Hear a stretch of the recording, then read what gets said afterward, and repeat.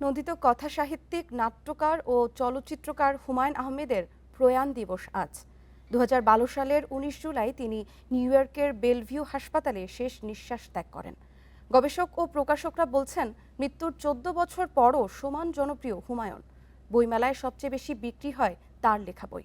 বাংলা সাহিত্যের প্রয়াত গুণী এই সাহিত্যিক নিজেই নিজের বিকল্প হয়ে বেঁচে আছেন।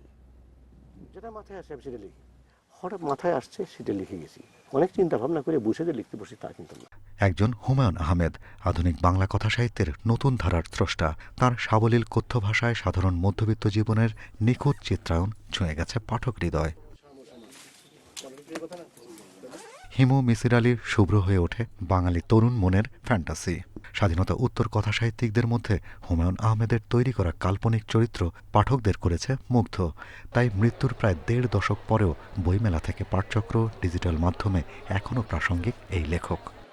সাধারণ মানুষের গল্প বলা, সাধারণ মানুষের জীবনকে তুলে ধরা, মানুষের জীবনকে পাঠ করার একটা অসাধারণ ক্ষমতা যেটা তার মধ্যে ছিল। একজন লেখকের প্রয়াণের ১৪ বছর পরও যখন তার সব বই পঠিত হয়, তখন বুঝতে হবে যে সেই লেখকের লেখার মধ্যে কিছু একটা আছে এবং সেই লেখা কমপক্ষে ৫০ বছর ১০০ বছর স্থায়ী হবে। তার প্রকাশিত ৩০০রও বেশি বইয়ের অর্ধেকই উপন্যাস। সেখানে গভীর বিষাদের সাথে রসবোধের মিশ্রণ, যা বাংলা সাহিত্যের এক অনন্য সৃষ্টি। তবে তার ছোট উপন্যাস নিয়ে নিরীক্ষাধর্মী আলোচনা কম বলে মনে করেন সাহিত্য সমালোচকরা। জনপ্রিয়তার ক্যাটাগরিতে যে ভ্যারাইটি, এটা অতুলনীয় এবং সম্ভবত দুনিয়া জুড়ে অতুলনীয়। ভ্যারাইটি, প্রচুর জিনিস তিনি লিখেছেন। তার অন্তত গোটা ২০ নভেলা আছে যেগুলো একদম প্রথম শ্রেণীর। ফলে এই দিক থেকে হুমায়ুনের বিচারটা এখনো অপেক্ষিত রয়ে গেছে। বাংলা সাহিত্যের পাঠক সৃষ্টিতে বিস্ময়কর ভূমিকা রেখেছেন হুমায়ূন আহমেদ, গড়েছেন নিজস্ব পাঠক বলয়।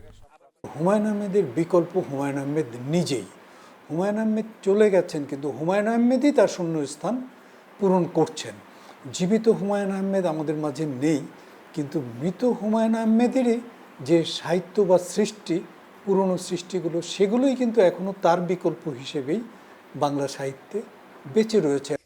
শুধু সাহিত্যে আলো ছড়াননি হুমায়ূন আহমেদ, তাঁর হাত ধরেই সৃষ্টি হয়েছে নতুন ধারার নাটক, চলচ্চিত্র ও গান। Shahriar Anirban, independent news, Dhaka.